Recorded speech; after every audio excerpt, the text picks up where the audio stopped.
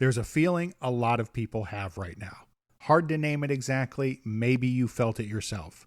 You can spend an entire day connected to everything and somehow feel connected to nothing. More noise, more screens, more opinions, more performance. But less weight, less reality, less of that feeling that what you do actually matters. And I think that's one reason people keep turning their eyes west. Not because the West was perfect, because it wasn't. Not because life was easier, it absolutely wasn't. But because out there, consequences were real. Weather mattered, work mattered, your word mattered. A loose horse mattered, a broken fence mattered, a storm rolling over the ridge mattered. And people had to become the kind of men and women who could meet those realities honestly. That spirit still speaks to people, even now, especially now.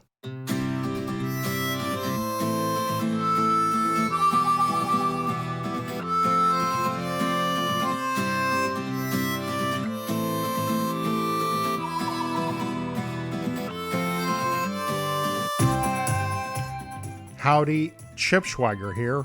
Welcome to another edition of Way Out West, where the stories of the American West are told, cowboy wisdom is earned, and the legacy of the American cowboy still rides on. And this week, we're starting Season 5 with something a little different.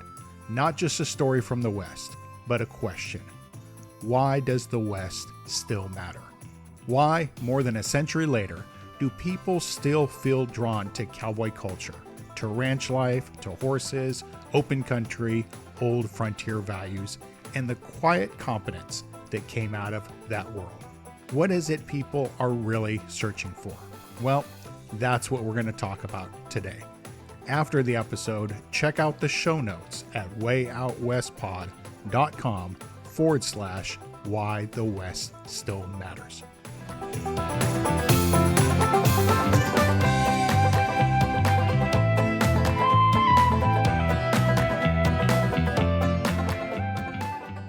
Welcome back.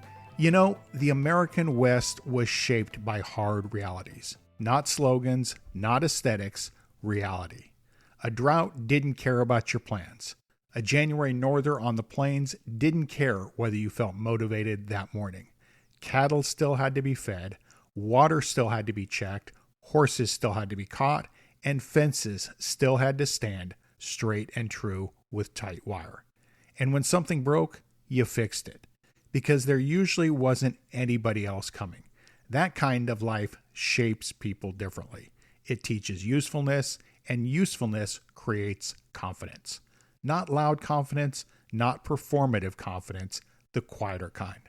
The kind you see in people who know how to back a trailer, deliver a calf, doctor a horse, run a chainsaw safely, or keep their head when weather turns ugly. The West produced generations of people who understood something simple. You don't always rise to the occasion in some mythic way. Most of the time, you fall back on what you know how to do. And I think modern people miss that feeling more than they realize. The feeling of being capable, of being needed, of knowing your hands can still solve problems. Because so much of modern life feels strangely disconnected from consequence. You can spend all day moving information around and still wonder if you actually accomplished anything real. But a ranch answers that question pretty quickly. The animals know whether you showed up, the land knows, and the weather definitely knows. There's honesty in that, a hard honesty sometimes, but an honest one.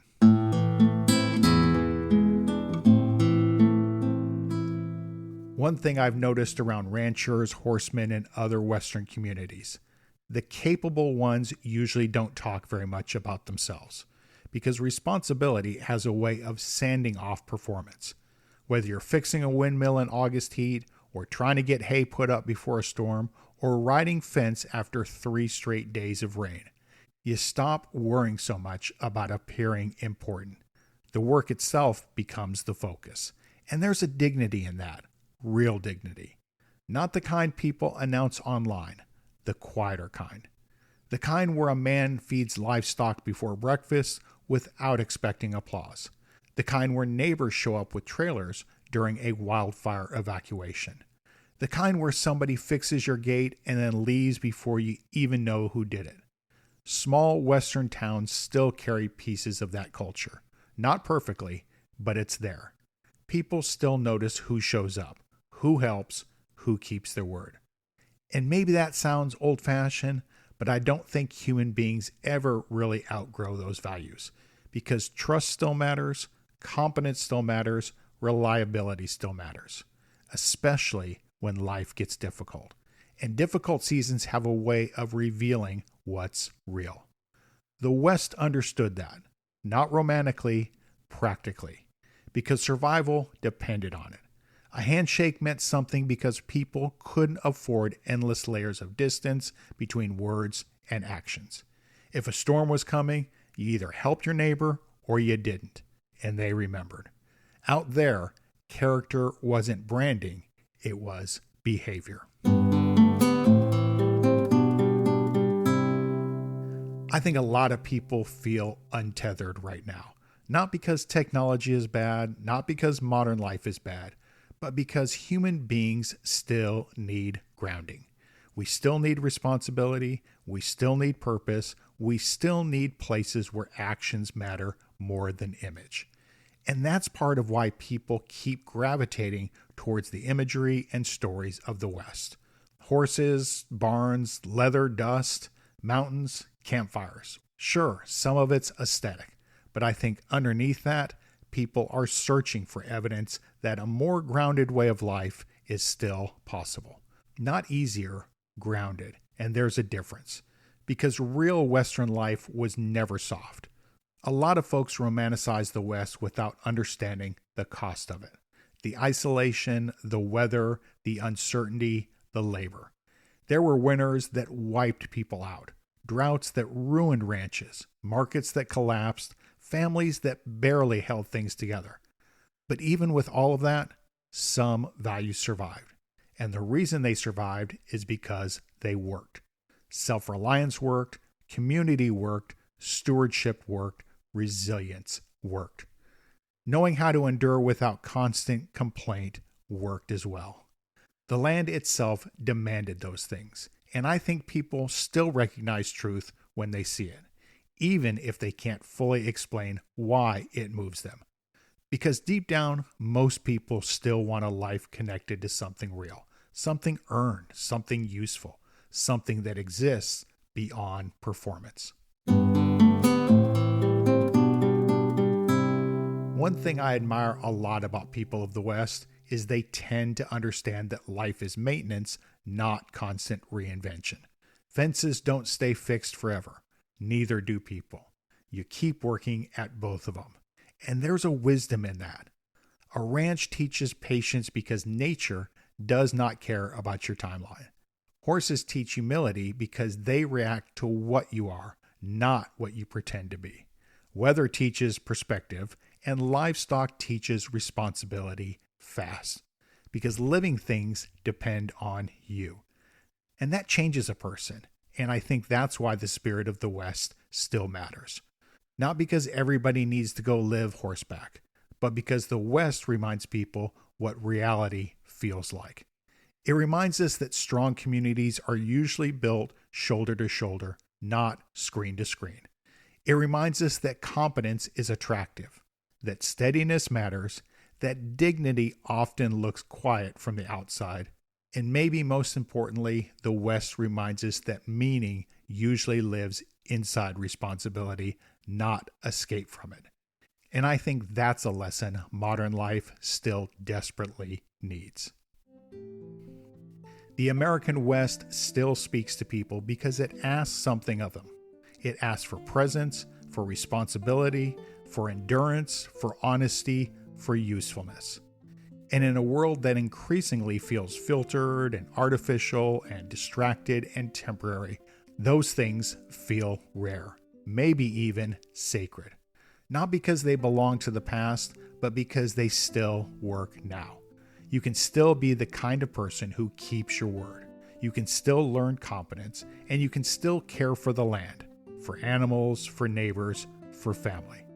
You can still become somebody people can rely on when things get hard. And maybe that's what people are really searching for when they look west. Not a fantasy, not nostalgia, but something solid and authentic. A way of living that still feels anchored to something true. Well, before we close out for this week, we've got one more thing. And yep, we're still doing these. That distinctive call from Buster the Bull means it's time for our Cowboy Glossary term of the week. And this week's term is top hand. So a top hand was the cowboy everybody counted on. The dependable one, skilled with horses, calm under pressure. Usually not the loudest person in camp, just the one who could be trusted when things got difficult. And out west, that reputation mattered more than talk. Well, that's about all for this episode of Way Out West. I appreciate you taking time out of your day to spend with me. And if you've enjoyed this episode, make sure you're subscribed wherever you get podcasts. And if you'd like to support this work, I'll never say no to a cup of coffee. There's a link in the show notes about how you can buy me one. Thanks in advance for doing that. It means a lot. Until next time, this is Chip Schweiger, reminding you what you build over time is what carries you when it counts. We'll see you down the road.